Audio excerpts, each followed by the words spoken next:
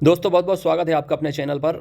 और मैं अभिषेक शर्मा इस वीडियो में बहुत इंपॉर्टेंट इन्फॉर्मेशन आपके लिए लेकर आया हूं। अपडेट आया है बड़ा पीईबी की वेबसाइट पर, कुछ लोगों ने देख भी लिया होगा। जो नई रूल बुक है वो जारी की गई है।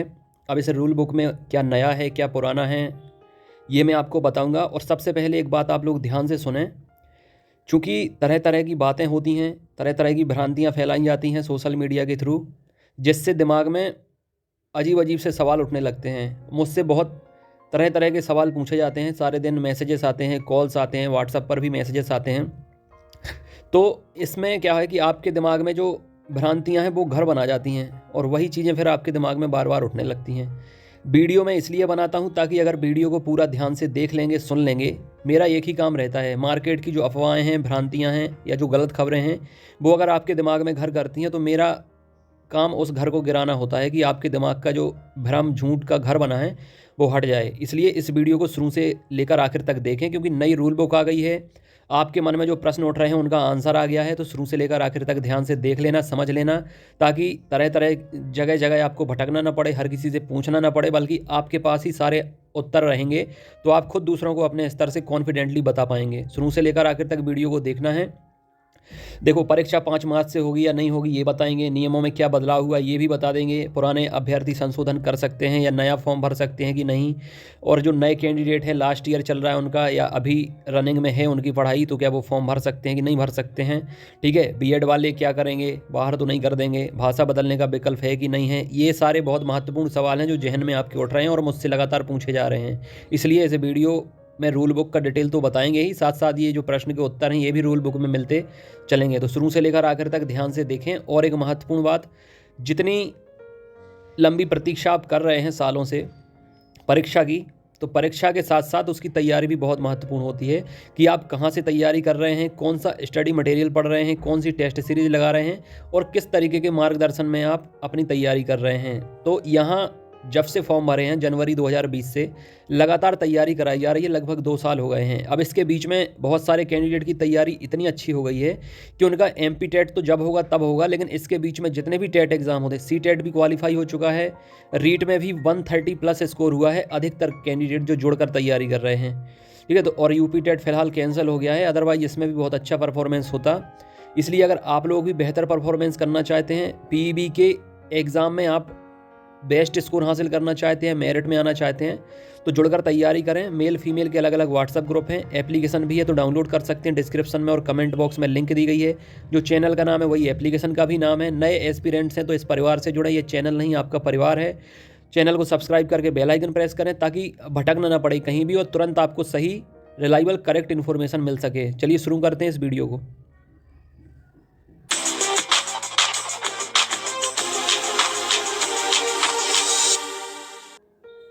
ये रूल बुक है जो पीईबी की वेबसाइट पर अपलोड की गई है, आप जाकर देख सकते हैं, डाउनलोड भी कर सकते हैं। अब देखिए यहाँ पर क्या आया है, बहुत ध्यान से देखना। जो जरूरी बिंदु है वो आपको समझा दिए जाएंगे, जो जरूरी नहीं है उन्हें छोड़ दिया जाएगा और आपके मन में जो सवाल उठ रहे हैं उनके आंसर आपको मिल जाएंगे। यहाँ पर आप देखें, ऑनलाइन आवेदन पत्र भरने की जो तिथि है, प्रारंभ तिथि, वो 14 दिसंबर से है। 14 दिसंबर से 28 दिसंबर तक ये फॉर्म भरे जाएंगे।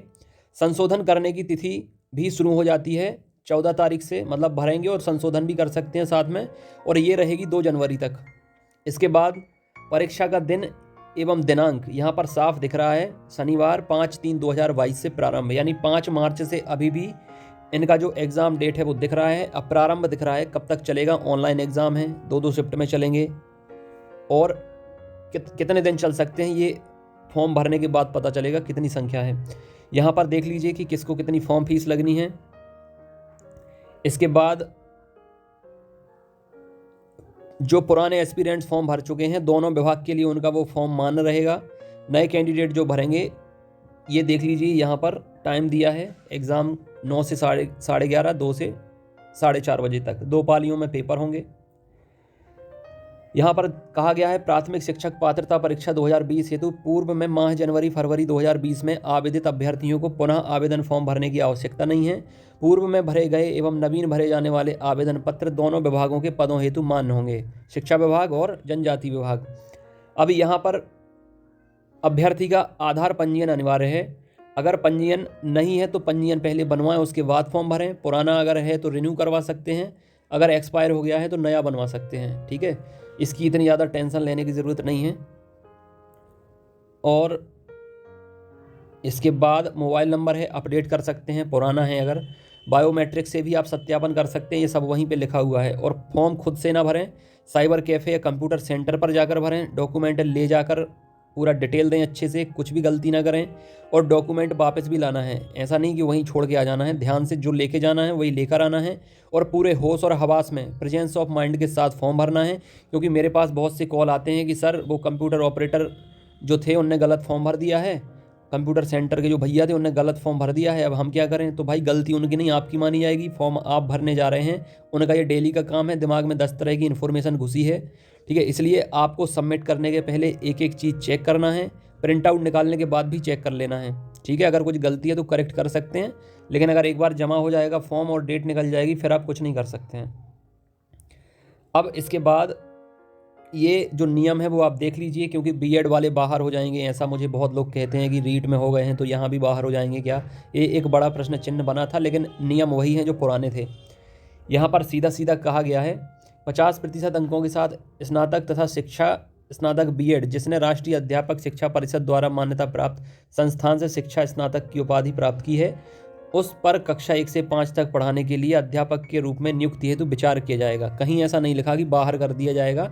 ठीक है, विचार किया जाएगा, ये पॉजिटिव साइन है, नेगेटिव साइन नहीं है। किंतु इस प्रकार के अध्यापक के रूप में नियुक्त व्यक्ति को प्राथमिक शिक्षक के रूप में नियुक्त होने के 2 वर्ष के भीतर राष्ट्रीय अध्यापक शिक्षा परीक्षा परिषद द्वारा मान्यता प्राप्त प्राथमिक शिक्षा में 6 महीने का एक सेतु पाठ्यक्रम यानी ब्रिज कोर्स अब आवश्यक रूप से पूरा करना होगा। इसके अलावा डीएड डीएलएड ये तो आप लोग भर ही सकते हैं, कोई दिक्कत ही नहीं है। कम से कम 45% अंकों के साथ हायर सेकेंडरी तथा समकक्ष, बाकी सब वही दिया गया है। ठीक है, और इसमें अभी यहाँ ऐसा कहीं लिखा मुझे दिख नहीं रहा है कि रनिंग के स्टूडेंट इसको भर सकते हैं। अगर आपको दिख जाए तो कमेंट करके बता देना। फिलहाल मुझे ऐसा दिख नहीं रहा है, क्योंकि एक जगह मैंने पढ़ा है कि अगर आप फॉर्म भरते हैं तो पूरी कंप्लीट एजुकेशन का आपको डिटेल देना है। कंप्लीट तभी होगी जब आपका पास आउट हो जाएगा। यहाँ पर दिया गया है 50% अंक लाने होंगे रिजर्व कैटेगरी को, 60% अंक लाने होंगे जनरल कैटेगरी को। 60% मतलब 90, 50% मतलब 75 अंक। ठीक है, और इसके अलावा इसमें यह भी लिखा है, इस पात्रता परीक्षा में अर्हता प्राप्त आवेदकों में से अशासकीय विद्यालयों के लिए भी नियुक्त किए जाने वाले शिक्षकों की नियुक्ति की जा सकेगी। मतलब जो गवर्नमेंट स्कूल नहीं हैं, अगर ज़रूरत पड़ती है तो वर्ग 3 की परीक्षा पास किए हुए कैंडिडेट को अब मेरिट के आधार पर सिलेक्शन करते हैं। तो ऐसे कुछ स्कूल होंगे जो सेमी गवर्नमेंट भी कह सकते हो या प्राइवेट भी कह सकते हो, उनमें आपको जॉब दी जाएगी। वो तब होगा जब सारे गवर्नमेंट वैकेंसी फुल हो जाएंगी, तब ऐसा भी किया जा सकता है। यहाँ पर यह भी कहा गया है कि भाषा 1 एवं 2 के अलग अलग विकल्प चुनने होंगे। 30-30 नंबर के सभी सब्जेक्ट होंगे। इसके अलावा प्राथमिक शिक्षक भाग लेने वाले आवेदक जो निर्धारित शैक्षणिक योग्यता अर्जित करने की परीक्षा के अंतिम वर्ष में, ठीक है, ये यहाँ पर क्लियर हो गया है। यहाँ पर ये बिंदु लिखा हुआ है, मुझे ऊपर दिखा नहीं, लेकिन यहाँ पर साफ साफ दिख रहा है कि प्राथमिक शिक्षक पात्रता परीक्षा में भाग लेने वाले आवेदक जो निर्धारित शैक्षणिक योग्यता अर्जित करने की परीक्षा के अंतिम वर्ष में प्रवेशरत हैं भी पात्रता परीक्षा में बैठने हेतु मान्य होंगे। ऐसे आवेदकों को उस तिथि की अंक सूची उपाधि धारित किया जाना अनिवार्य होगा जिस तिथि को उनके परीक्षण हेतु शैक्षणिक योग्यता के प्रमाण पत्र मांगे जाएंगे। ठीक है, ये क्लियर हो गया है कि लास्ट ईयर वाले इस फॉर्म को भर सकते हैं। और आयु 18 वर्ष होनी चाहिए 1 जनवरी 2021 को, इससे ज़्यादा ही होनी चाहिए। ठीक है, इसके अलावा ये 2 चीज़ें क्लियर हो गई। इसके बाद इसकी वैधता अवधि परीक्षा परिणाम जारी होने के 2 वर्ष तक रहेगी। ठीक, 2, अब ये तो कोविड-19 का ज़माना है तो 2 वर्ष, 4 वर्ष, 7 वर्ष ये बढ़ जाती है, लेकिन अब आगे देखना होगा कि क्या होता है। इसके अलावा साफ साफ कहा गया है एक जगह और कि अगर आप फॉर्म भरते हैं नया, बहुत सारे ऐसे कैंडिडेट हैं जो भाषा बदलना चाहते हैं या उन्हें लगता है पुराना फॉर्म गलत हो गया था तो अभी नया फॉर्म भरना चाहते हैं, तो इसमें साफ साफ दिया भी गया है। मैं आपको फिर से बता देता हूँ, एक बार पढ़ के ही बता देता हूँ आपको।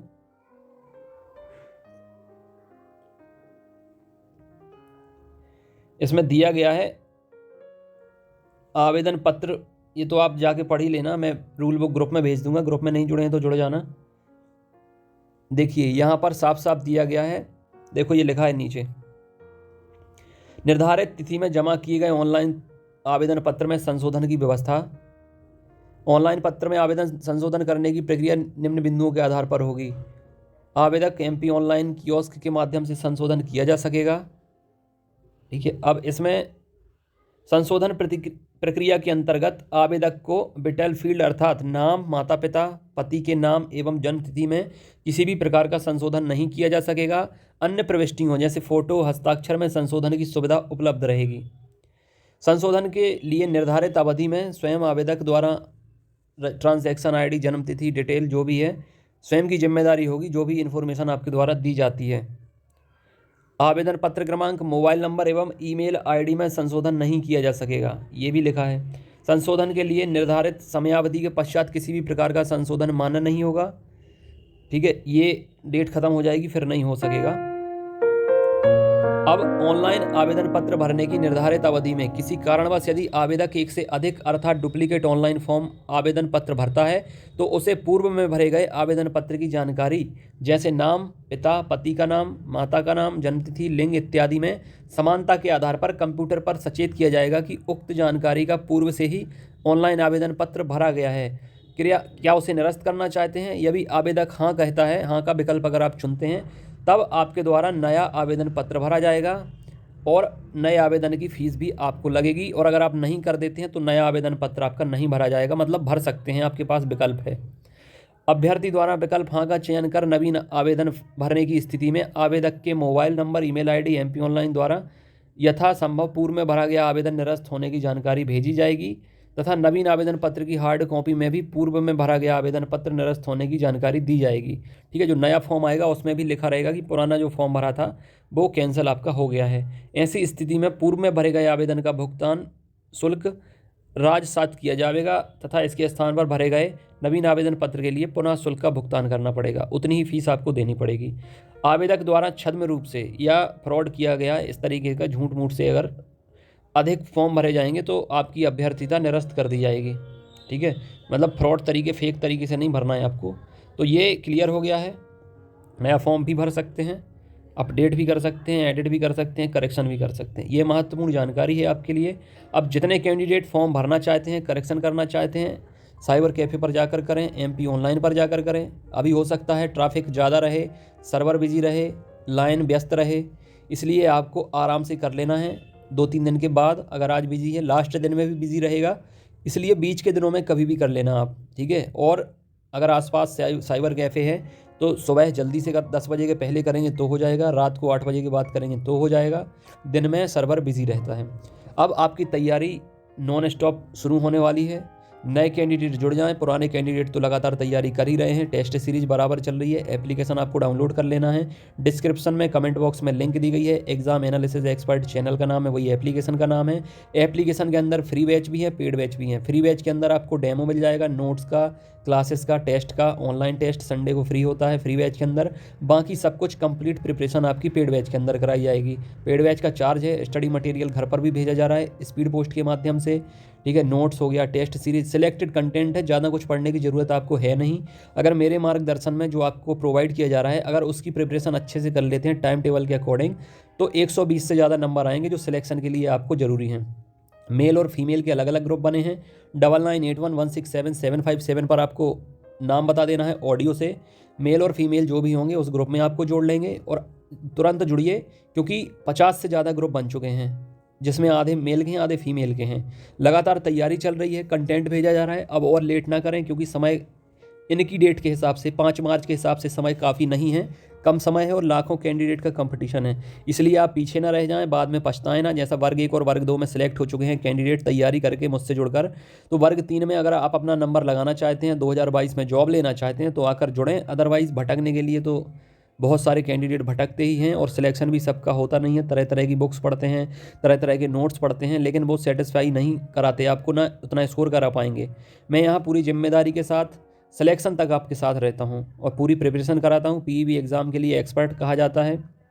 चैनल के नाम में भी एक्सपर्ट लिखा हुआ है, देख सकते हैं आप। अब अगर कोई डाउट या क्वेरी हो तो आप पूछ सकते हैं।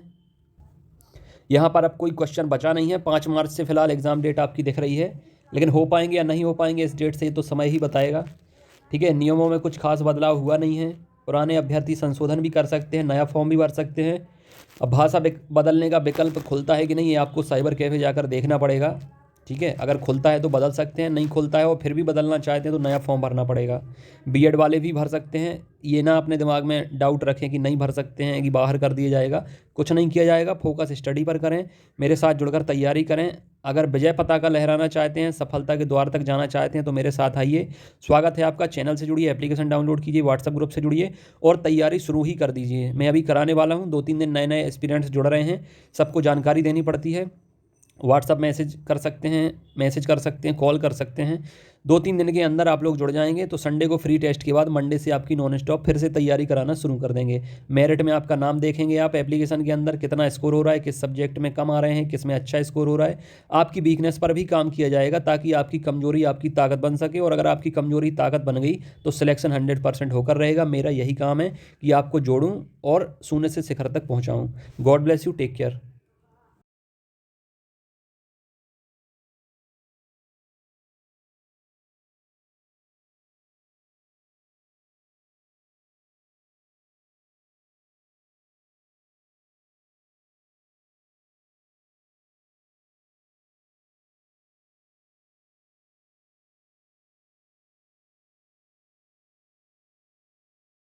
छतरपुर शांतिनगर कॉलोनी गली नंबर 1 में ओल्ड बिजावर नाका या नंबर 1 स्कूल के पीछे चैनल का हेड ऑफिस है।